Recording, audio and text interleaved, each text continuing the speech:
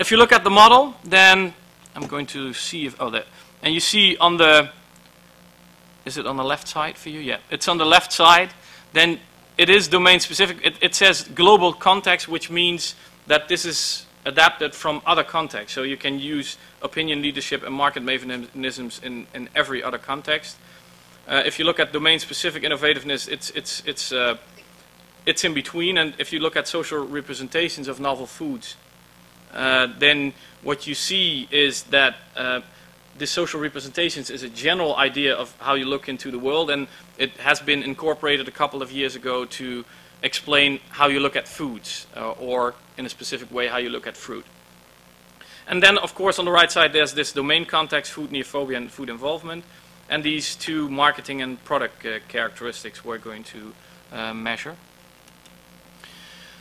What we're going to do next, we did, of course, some focus groups, and based on these focus groups, we adapted this conceptual model. We're going to do a pilot in November, which has to start in a couple of weeks, and then we're going to do a main study among Polish, Greeks, the Netherlands, and Spain for about 500 to 600 respondents in every country, so that we can get a more general idea on what this model is about. After this, based on these results, we're going to do a choice experiment. This is focusing on situational context effects of consumer choice, which is more concerned with marketing communication activities. So this marketing communication part of the model we're going to do in the choice experiment. And of course, based on what we've already did in other studies and on this model, the idea is to come up with some research guidance for researchers and food industry. To give you some head start, as I said, I have some conclusions, but when I was thinking about it, it's more kind of statements that I think is important. I think that if you have some more insight into consumer innovative behavior, that this could actually really lead to more successful adoption.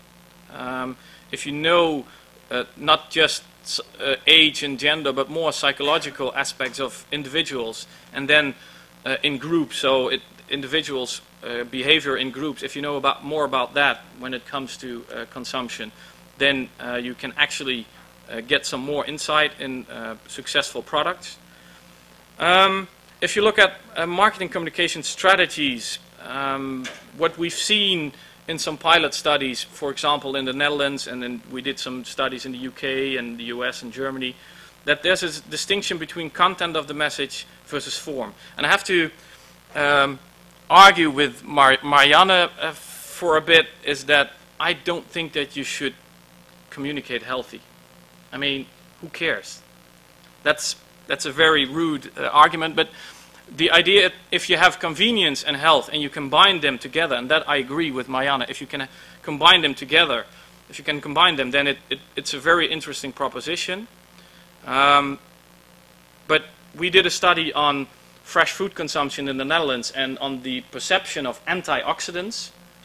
People don't even know what it is. I mean, you see them in the Netherlands on commercials, antioxidants, which is in everything, in fresh fruit and in prepared, and there's even juices or which you don't think antioxidants. So at this point, people really don't know that much about what are antioxidants. You can, on the one hand, say, well, so we have to inform them.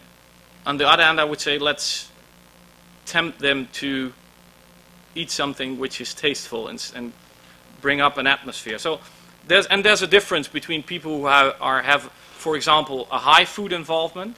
So people who are very involved in the product, people who use, for example, organic products, and identify strongly with people who also buy organic products. You should treat them differently. You should confirm them in their behavior. But these other, this large amount of, I have 1 minute? I'm going to wrap it up. So the idea is distinction between different communication strategies, and what we've seen now already in the focus groups and in comparative studies between UK and US and Germany is that the awareness of culture and identity issues could be very interesting for future research and ideas on how to look at this European consumer on fruit. Thank you very much for your attention.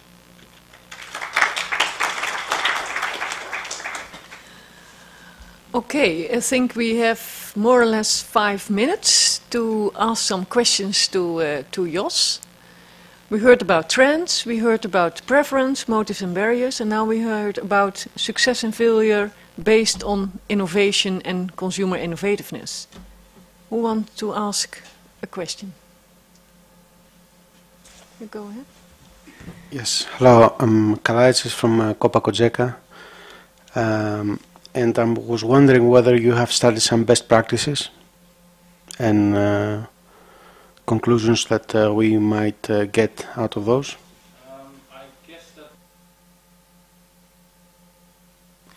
I guess that my some of my colleagues, Polish colleagues, will have some best practices. What we try to do in this list of 200 is we try to also ask them, okay, do you think this is a failure or not, and is this specific in your country? So we're trying to elaborate on some of them. It's not the main focus of our study, but yeah, we actually have some ideas on that.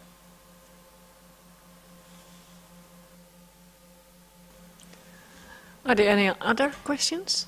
Yes, please. Oh. Yes, go ahead. Since you study consumer innovativeness in the broader sense of food, is the position of fruit relative to other types of new food developments changing, as there is so little innovativeness in fruit itself? And there are a lot of more healthy products developing in other sectors. Are you studying this relative position also? Could you rephrase this difficult question? Healthy products are in all other categories as well. And fruit by itself is perceived as being healthy, which is a category standard. And you can't position on category standards, I agree on that. But an apple is an apple is an apple. And there has been a lot of more healthy snacks developed. So the relative position of healthy products, like fruits, are changing as there are a lot of more healthy products in other categories. Are you studying this relationship?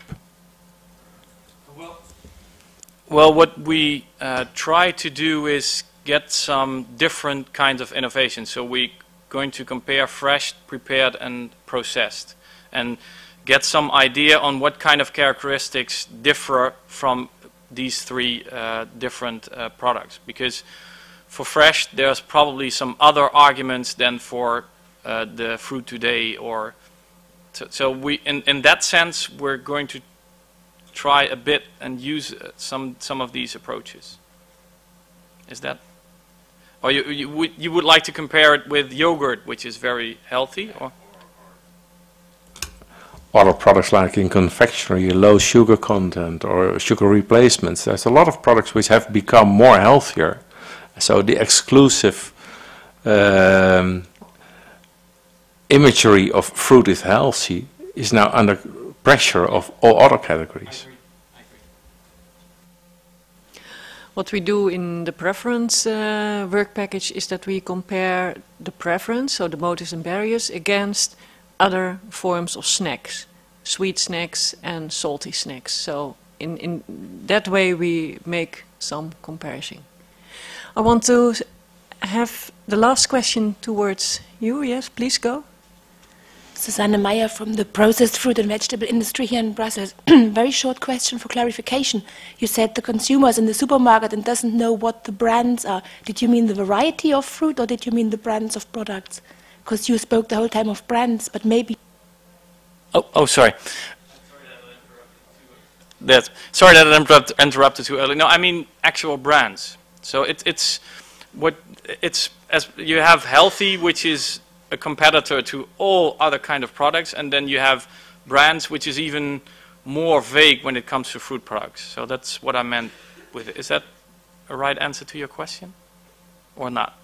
We can discuss it later if you want to.